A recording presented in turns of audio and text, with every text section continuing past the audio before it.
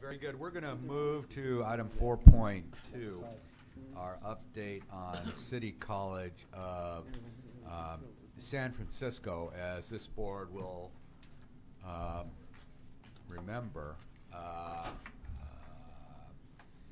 we have requested from City College regular updates on their progress. This board had authorized myself to express our support for City College, but also as well as our concern, and that we wanted to send the message that we are keeping ourselves updated on the progress of City College. Our prime concern is for the students of that college, and we've also availed of ourselves of the various options that we may have moving forward. Having said that, I'm delighted that through the work of our Vice Chancellor, Eric Skinner, and others, there seems to be some good progress being made, and I am very delighted that Interim Chancellor Stillman is here to provide us with an update. So, Eric, I'll first turn it over to you, and then the Chancellor. President Himmelstein, Chancellor Harris, members of the Board of Governors, this item is an update on the City College of San Francisco, and I just want to kick off with a few kind of opening comments, and then we were fortunate to have Interim Chancellor Thelma Scott Skillman, who's going to provide the more substantial part of the update. To begin with, excuse me, Eric, and Jerry, can you turn Eric's mic up, please? Can't hear him too well. Sure. So a couple of items that I wanted to note was first, action since your last board meeting. We do have in place the special trustee per your direction. Using the authority that you delegated to me, I appointed Dr. Robert Agrella as a special trustee. You received updates to that effect. And the City College of San Francisco Board finalized the necessary agreements on October 25th. And so since then, Dr. Agrella has been in place and providing his oversight and guidance to that local board. He unfortunately could not make it here today. He had a previously held a commitment. He sends his regrets. He also prepared a written update that was forwarded to the board in advance of the meeting. So you do have that, and you've got his commitment to attend future meetings whenever you request. He'll be here, and my counsel would be to have him probably for at least the next couple board meetings as a regular item. I also wanted to note that on October 15th, the local board submitted to the Accreditation Commission its interim report that provided a roadmap in terms of their recovery, how they're going to move forward to maintain their accreditation. And so I think that's another positive step that I'm sure we'll hear more about during the presentation.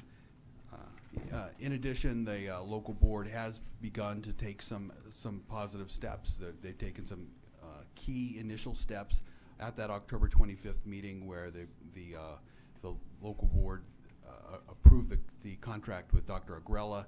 They also took steps in terms of some initial budget reductions.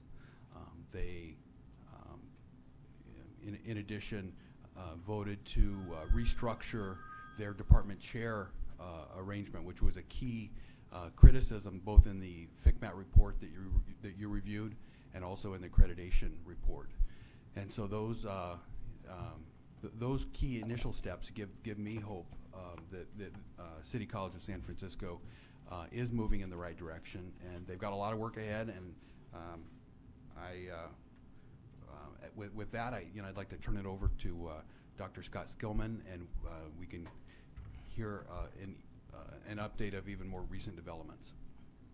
Thank you. Good morning, President Himmelstein, members of the board, Chancellor Harris.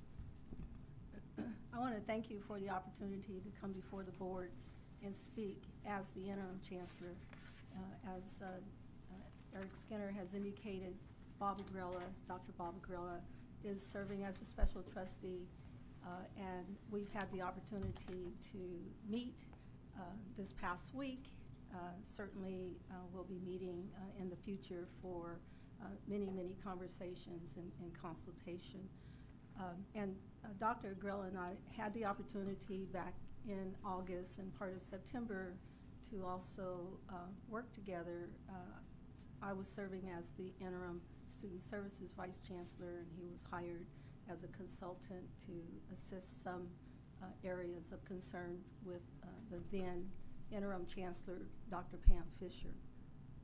Also, if you recall, last month at a special Board of Governors meeting, Dr. Fisher was here and provided an update with regards to the changes to that point that had been occurring at City College. During the past 6 months, including certainly last month's board meeting, as what was just indicated, board members have been critically examining and balancing staff recommendations, the FIGMAT recommendations, and certainly the accreditation recommendations. And they have been very patiently listening to constituent groups, the voices of support and opposition to change.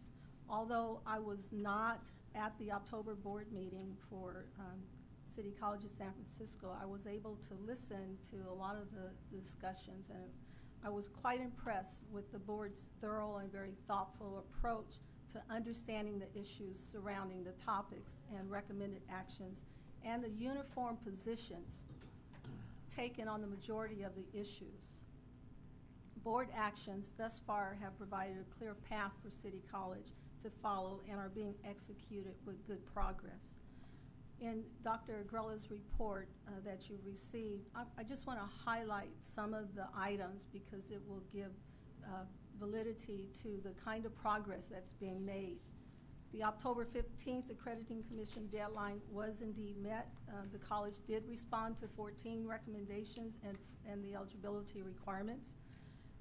All the audit recommendations have been addressed that were found in the 2011 audit report. And we've made a big push to make sure that those audits are done on time and submitted on time. There's been extensive planning with benchmarks and timelines that have been developed to respond to the FIGMAT recommendations. The FIGMAT recommendations requiring certainly collective bargaining negotiations began last week. The City College has taken action to close and or to consolidate several high-cost, low-productivity off-campus sites, either immediately or by the end of the academic school year.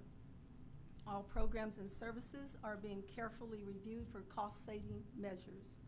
Procedures are being developed and implemented to enforce fee payment prior to the start of classes. And this was one of the things when I came as the interim vice chancellor, it just really popped out in terms of the amount of money that has essentially been left on the table as a result of fees not being collected to the tune over, I think it's over 8 years of nearly $800,000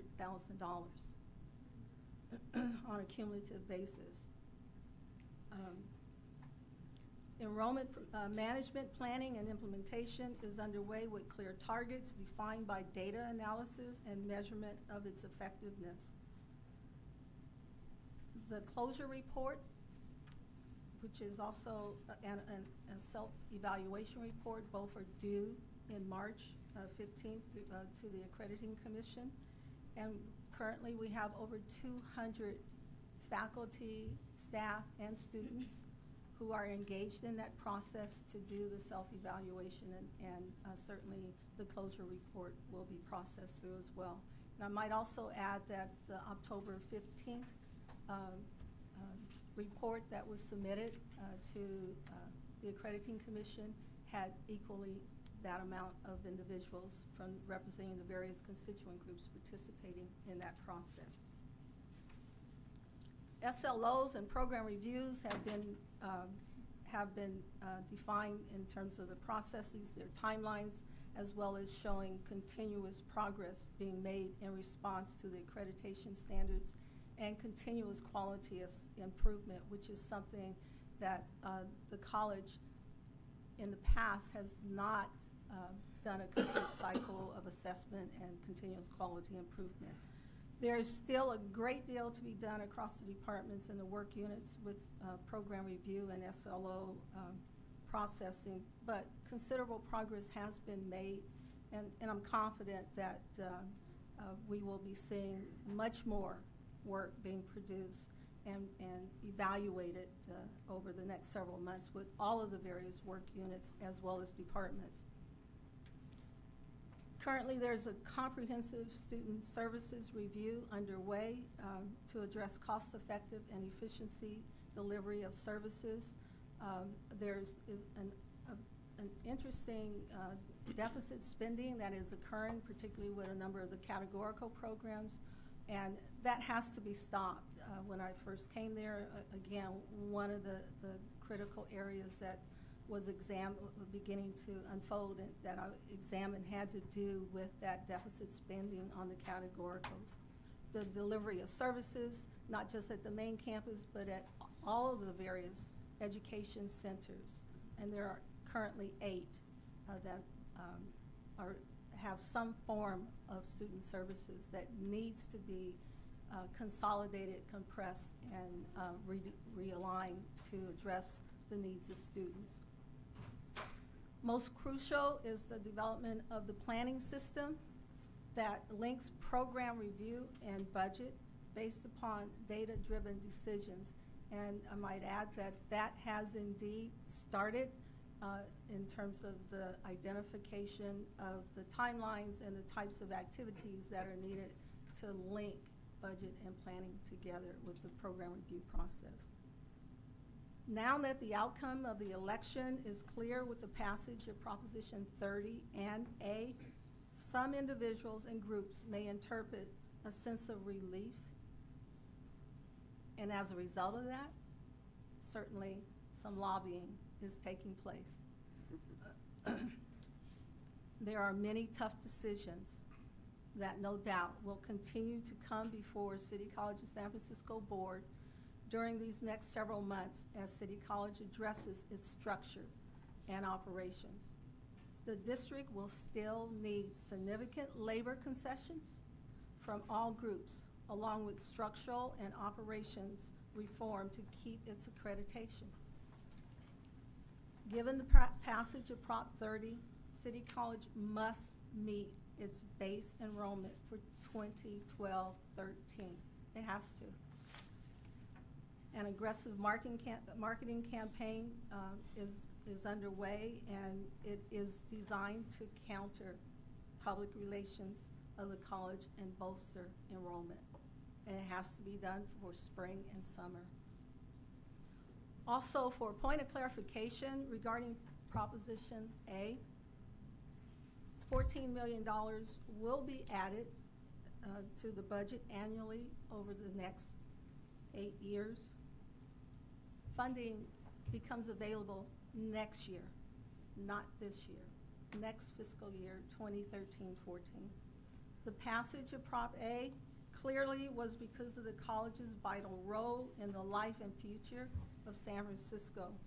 While Prop 30 and A will help mitigate some of the college's financial crisis, it will not solve City College's accreditation problems nor completely address the concerns raised by FIGMAT. I will continue to drive this measure and message to the entire college community. The goals of solvency, improved efficiencies, and a reformed structure of governance and operations to meet accreditation are crucial for City College's survival. How City College handles these difficult decisions weighs heavily on its future. And just as the Board of Governors is being apprised of regular updates and status of City College of San Francisco's progress. So too is City College Board and the college community being made aware of the city and state agencies' interests and concerns of their progress. I have met twice in my 7 days of being on the job with the City of San Francisco's key staff and the mayor, who are very, very interested in the daily affairs and the future, certainly, of City College. As interim chancellor, I will continue to keep City College and the City of San Francisco informed of the district's challenges and progress. Dr. Agrela will continue to provide this board and the office of the state chancellors with updates in the capacity as special trustee, as well as myself.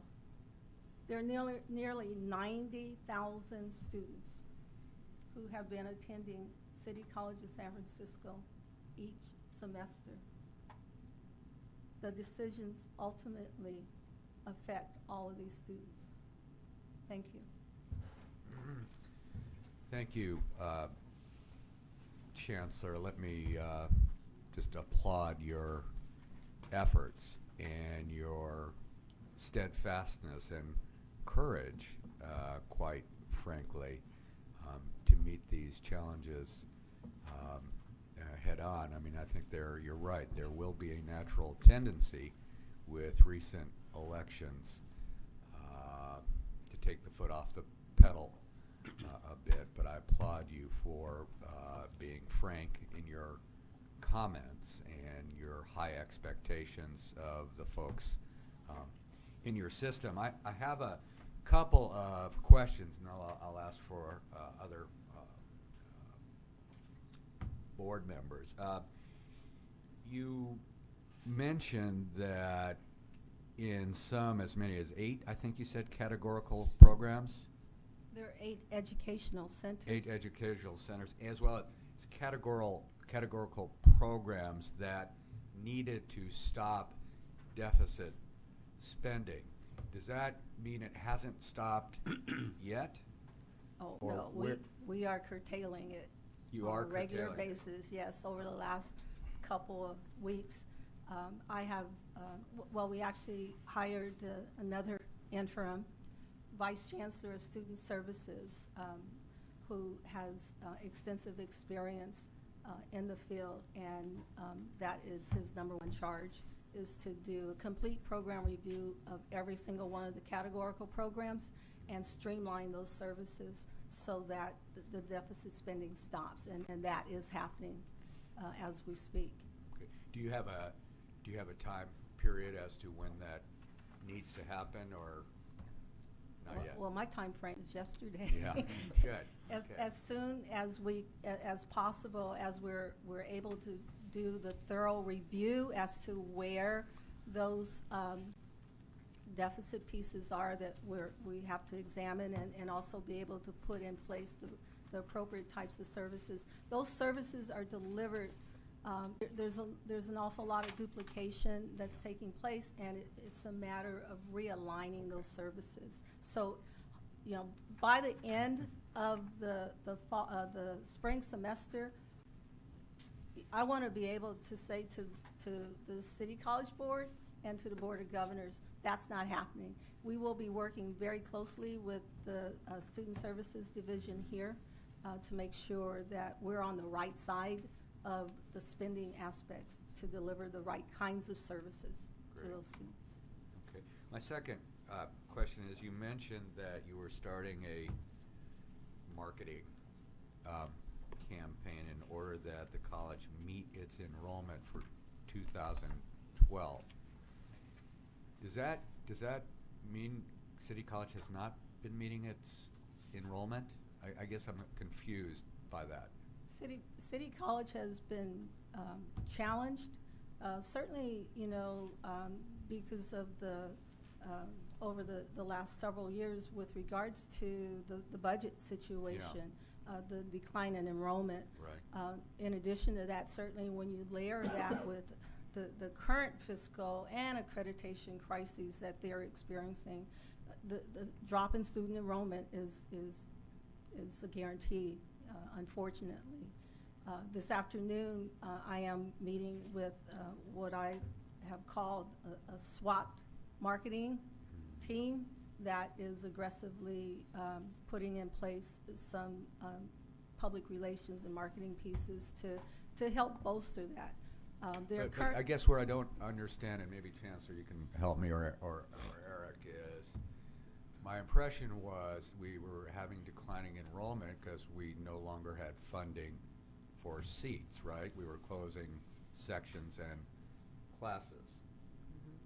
So, yeah, I think the thing for the board to keep in mind is that San Francisco City College, not unlike any of the other urban areas up in the state, has been rationing education.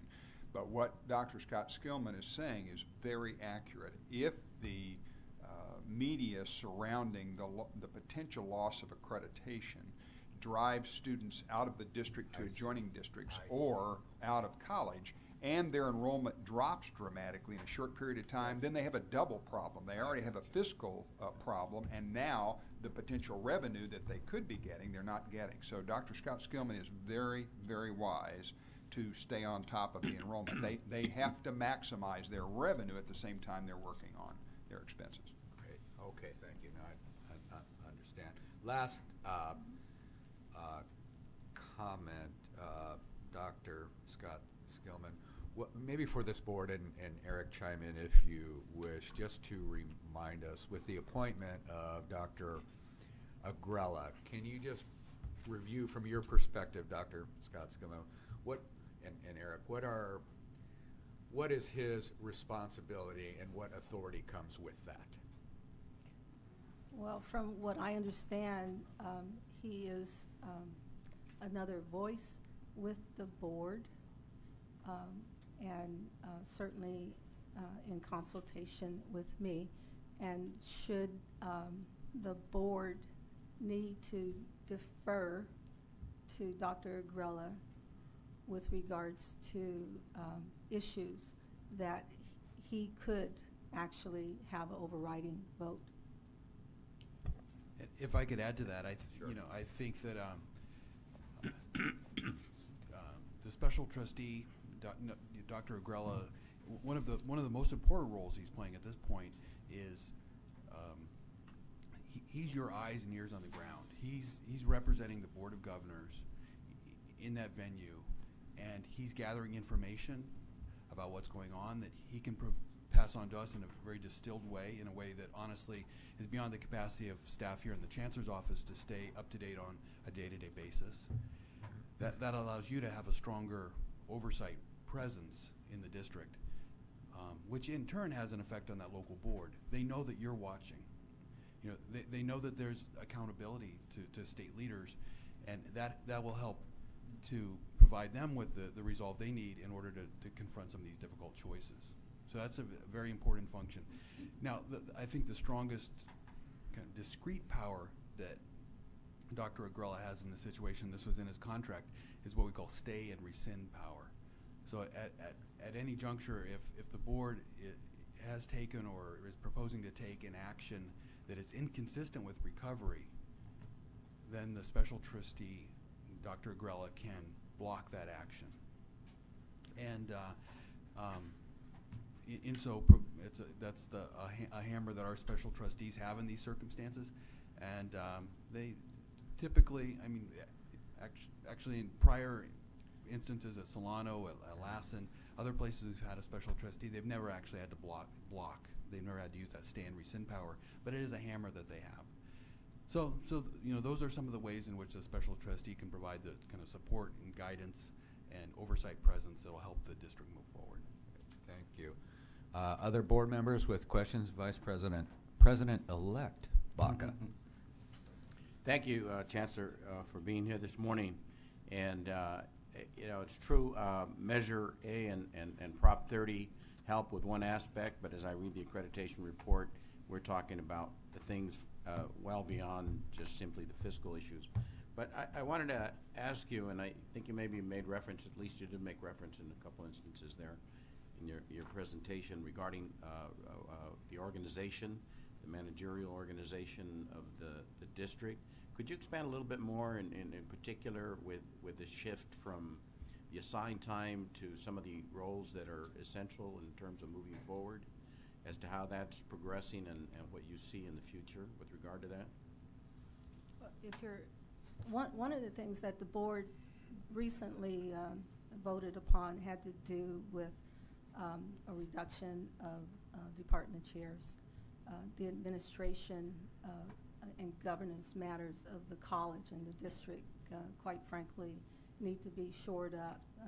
We have deans in place who have to have their roles redefined and be given more authority and responsibility for the administration and management of the day-to-day operations of the various programs and services and departments. And so one of the things that we are in the process of doing is examining that department chair reduction, which becomes a cost savings measure, and having to redefine every single one of the administrative dean positions in the academic affairs side of the house. We will be doing that also for student services.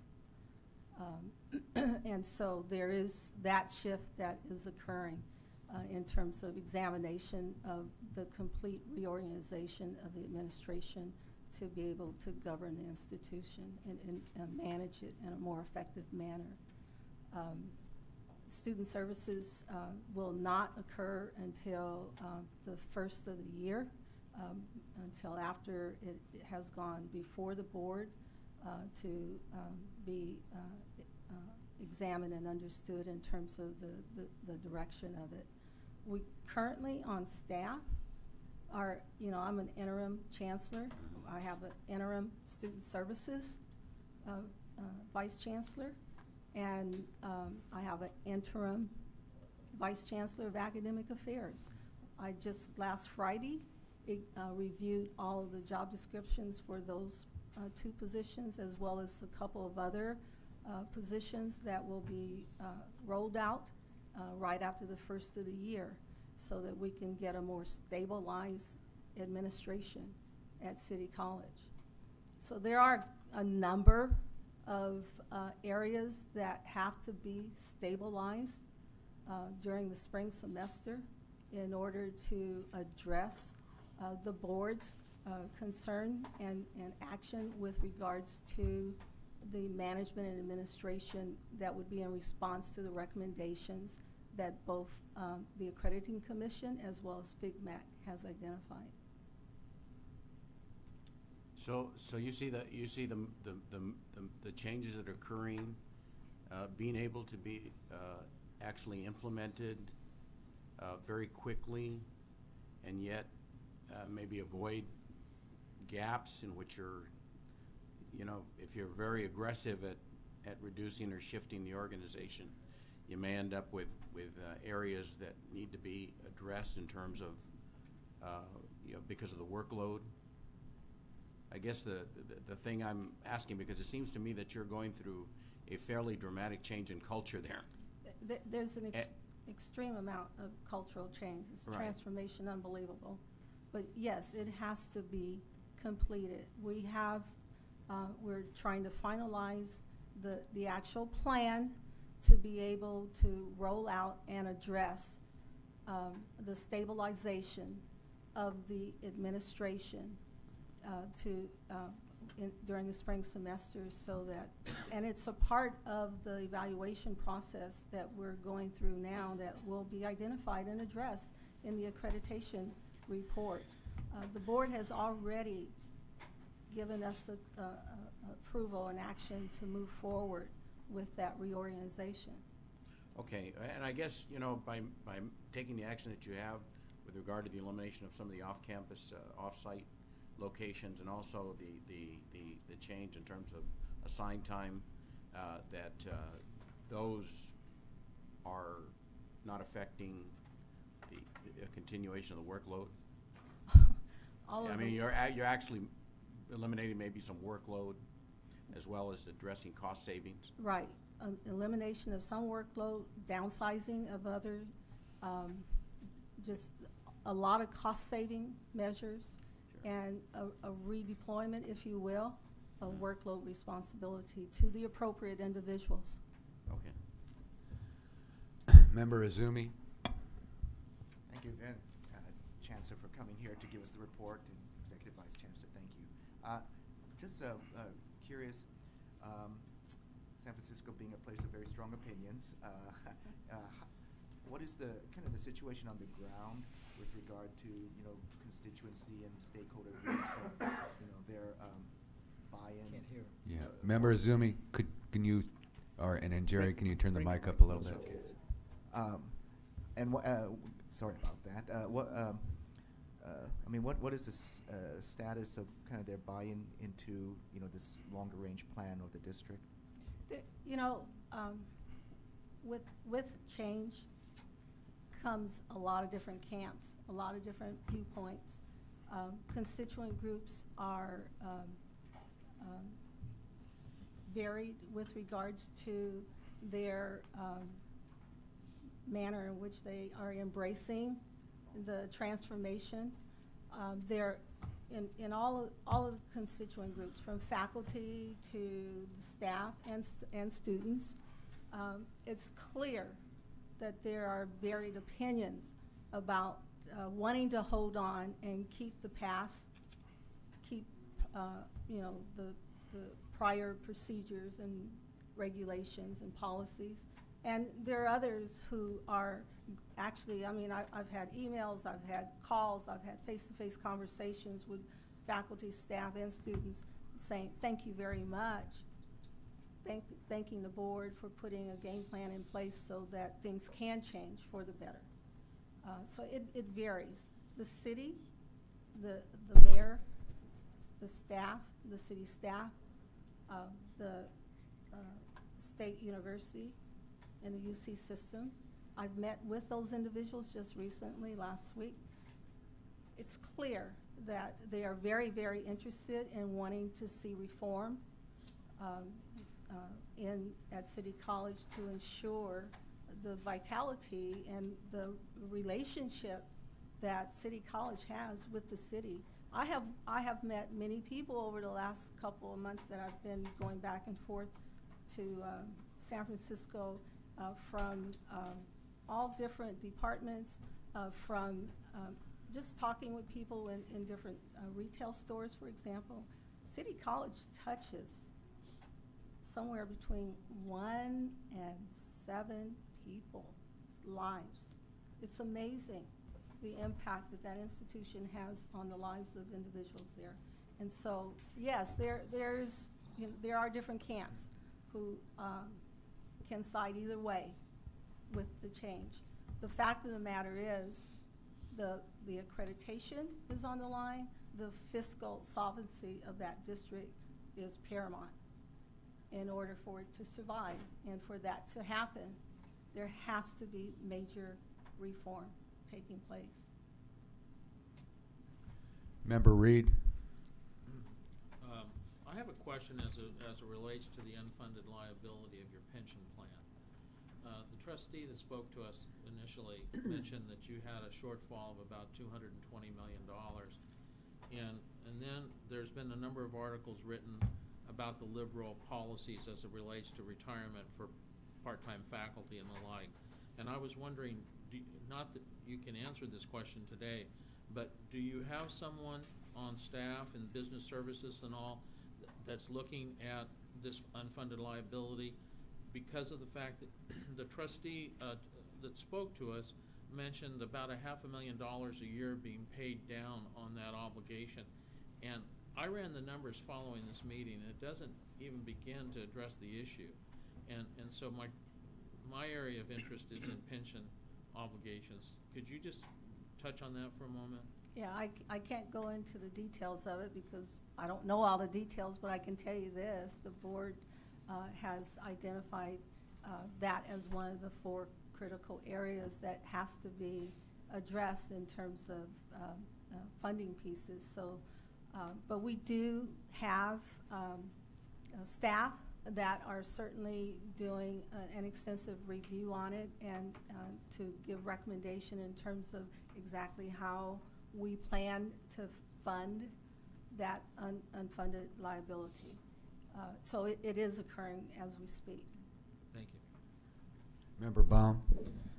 Again, going back to the question about enrollment and maintaining enrollment, are you saying that there is capacity for students to enroll at City College of San Francisco now, so that that if a student, because we hear about all the students who can't get their classes, Send them to San Francisco. Okay, We so- have capacity. and that's a good message for those, for all Absolutely. within a BART distance of, Absolutely. There. BART, Uni, walking distance. San Francisco is not that big of a place.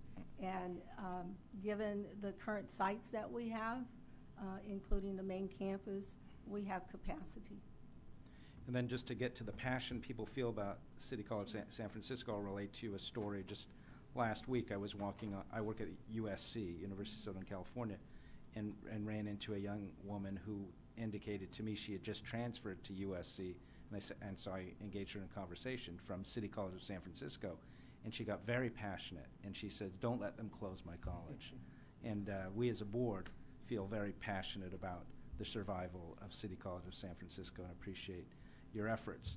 One option that has occurred on my campus at Pasadena City College with certain factions pointing to San Francisco City College is, which I thought was shocking, and I don't approve of this, but they're saying, why don't we seek alternative accreditation instead of being held to the standards of the ACCJC? Is that being discussed at City College of San Francisco? And because I want to know about it, because it's something that I don't think is necessarily a wise path to Well, seek. if it is, it's not in my camp, Right. okay? I have grown to appreciate the WASC, our accrediting commission, in the 40 years that I've been in the California Community College system. Are there some factions that don't want to continue with WASC and the accrediting commission? Absolutely, there are. There are smaller camps of individuals who have, opinions that they are doing what they need to do and feel that they could even do their own accrediting standards for that matter. But that's not the matter at hand. We have WASC as our accrediting commission and defined standards that are reviewed by our peers. And as long as City College is a part of the California Community College system, they should be held to those standards. I think it would be helpful for us to assert that too, because Yes. I'm hearing it at Pasadena, because we're adopting fiscal reform measures that to avoid the situations, and others are questioning why we need to listen to WASC. So. Okay. Other members wanting to comment? Member McDougall? Just three general comments. Number one, certainly since I've been on the board, I don't think the California Community College system has approached anything that can be more injurious to the system than what happens to City College of San Francisco. So obviously it's a tremendous concern. Number two, I'm tremendously heartened, and I'm trying to be realistic, by the response that has been taken, by the sense of teamwork that has come forth with the support of the Chancellor, the Chancellor's office, direct involvement of the Chancellor's office staff, the appointment of the special trustee, Chancellor Scott Skillman, the Board of Trustees of the district in working together with these people, and with what appears to be a sense on the part of the college community itself that we have to look at ourselves, we do have a problem. So that is going, as far as I can tell from the reports, about as well as one could expect. And there's a deep sense of appreciation for that. It's one thing to have a problem defined It's another thing to solve the problem and how people come together to solve the problem. And there are a lot of very good things that are happening in people coming together. That does not reduce the tremendous complexity and the issues that are involved. I mean, I could just begin to touch at how serious this is. So that's number two. Number three is the most significant thing that has happened has been the submission of the report to the Accrediting Commission. My assumption is that, and obviously the statements and the follow-through on that report by the district. But that accreditation report will be dealt with, I assume, at the January meeting of the commission. And that meeting is about as critical to this system as a meeting could be. So I think we'll all be anxiously waiting to hear from that. But to me, what it says is the more progress that can be made on fulfilling the solutions that have been defined in that report, so that when the visitors from the Accreditation Commission come to the campus, they will see this is a different campus and there are solutions being put in place that create a different situation than we saw when we said warning and possible loss of accreditation. So I wish you the very best on continuing to progress on achieving what the district has stated it's going to achieve in that report, because those are the criteria against which the district will be assessed and which will determine whether or not accreditation is lost or accreditation is retained. And I don't think any of us would want to see a situation where accreditation is lost. So I appreciate greatly the report. Eric, your work, Dr.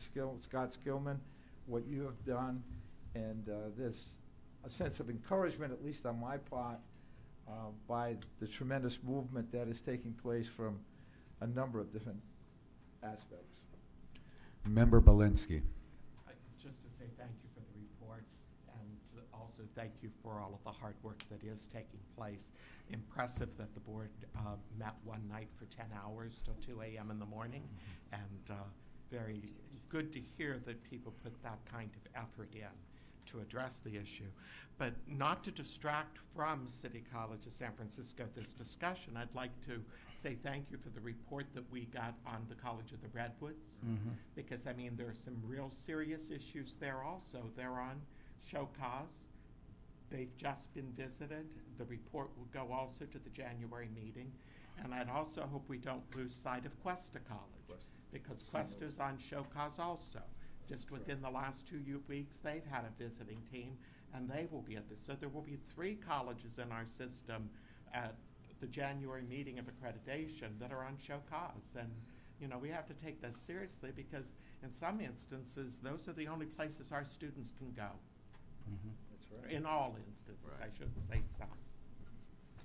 Other board member comments? Okay, Chancellor, I'm going to speak on behalf of my colleagues here and ask that you take back a message to San Francisco that we are solidly behind your efforts and your board's efforts, and that we are delighted progress is being made, and I thank you for all of your efforts, your staff's efforts there in San Francisco. Again, we're going to ask that you keep us updated. We're going to remain engaged, but please take back that we are solidly behind you and your board. I want to thank you for that comment, and certainly Dr. McDougall, your comments. The collaboration that we have had thus far with the State Chancellor's Office, certainly our working relationship with the Accrediting Commission, the individuals with the FIGMAT team, the board has seriously embraced those recommendations and have adopted numerous actions that are being executed to date. the progress being made, the transformational change that's occurring at City College is tremendous. And I'm confident that we are going to continue moving forward, working collaboratively with everyone to ensure that City College's doors stay open. But I want to thank this board for keeping eyes on City College. Thank you. Thank you.